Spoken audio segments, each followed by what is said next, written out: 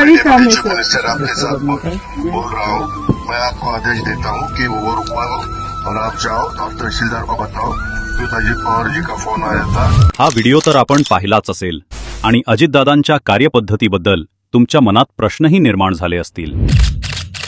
सर्वांना माहिती आहे, प्रशासकीय अधिकाऱ्यांसोबत दादांचं तर भारी बॉन्डिंग आहे। मग नक्की ही घटना काय होती, चला जाणून घेऊ खरी इनसाइड स्टोरी। सोलापूरमधील कुरडू गावात गावच्या तळ्यात मुरुमाचं उत्खनन चालू होतं आणि त्या मुरुमाच्या माध्यमातून गावातील एका खराब रस्त्याचं काम चालू होतं।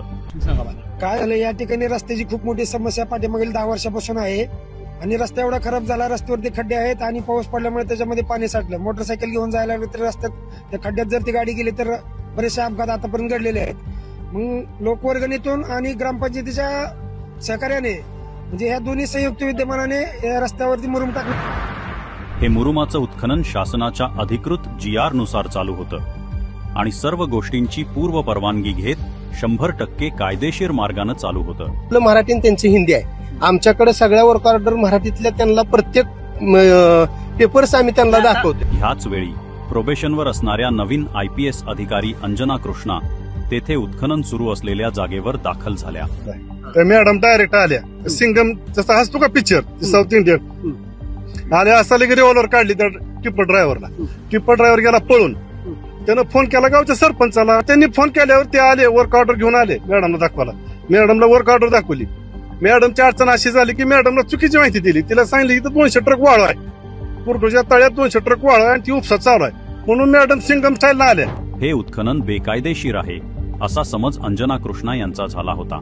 जरी हे उत्खनन बेकायदेशीर असले तरी या घटनेत कारवाई करण्याचा अधिकार हा महसूल अधिकाऱ्यांचा असतो, पोलिसांचा नाही। त्यामुळं अंजना कृष्णा यांनीही कुठलीही अधिकृत कायदेशीर प्रक्रिया पाळली नाही आणि कायदेशीररित्या चाललेलं रस्त्याचं काम थांबवलं।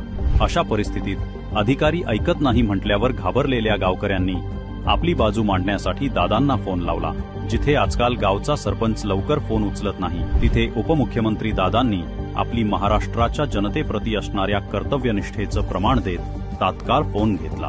अंजना कृष्णा यांचा चुकीच्या माहितीच्या आधारावर गैरसमज झाल्याचे स्पष्ट करत दादांनी त्यांना समजावून सांगितले। एकंदरीतच दादांचा स्वभाव, स्पष्ट वक्तेपणा आणि बोलण्याची पद्धत आपल्या सर्वांना ठाऊकच आहे, ज्याला विविध पक्षातील नेत्यांनीही दुजोरा दिला।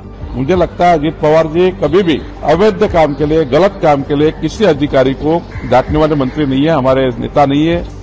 तर एक तर दादांची एक शैली आहे, त्यांचा तो एक आवाज आहे, त्यामुळे त्यांचा आवाज म्हणजे ते काय ओरडतायत असं जर काही कोण अनुमान करत असेल तर मग गेल्या 40 वर्षात दादा कोणाला कळले नाही असं दुर्दैवाने मला म्हणायला लागलं। त्यांचा स्वाभाविक आवाज आहे, आम्ही जरी बसलो तर ते त्याच टोनमध्ये बोलतात, त्याचा अर्थ ते काय रागवले असं काय मानत नाही। यातूनच व्हायरल व्हिडिओ क्लिपद्वारे असा समज पसरला की दादा अंजना कृष्णा यांच्यावर दबाव टाकत आहेत व बेकायदेशीर कामाला प्रोत्साहन देत आहेत। परंतु सत्य हेच आहे की दादा गावकऱ्यांची अनेक वर्षांची रस्त्याची मागणी पूर्ण व्हावी व कोणालाही अपघातात आपला जीव गमावू लागू नये याची दक्षता घेत आहेत। मग आम्हीही लाडक्याच बहिणी आहोत, त्यांच्या ह्या लाडक्या बहिणींनाही रस्त्यावरून जाताना प्रॉब्लेम होतोय आणि त्याच्यासाठीच रस्ता दुरुस्त करण्यासाठीच एक दुसरी लाडकी बहीण मध्ये येते आणि म्हणून लाडका दादा त्यांना समजून सांगतोय, एवढंच झालेलं आहे, बाकी काहीच नाही। शिस्तप्रिय व धडाकेबाज निर्णय घेणारे प्रशासक म्हणून दादा संपूर्ण महाराष्ट्रात लोकप्रिय आहेत। त्यामुळे संभ्रमातून घडलेल्या एका घटनेमुळे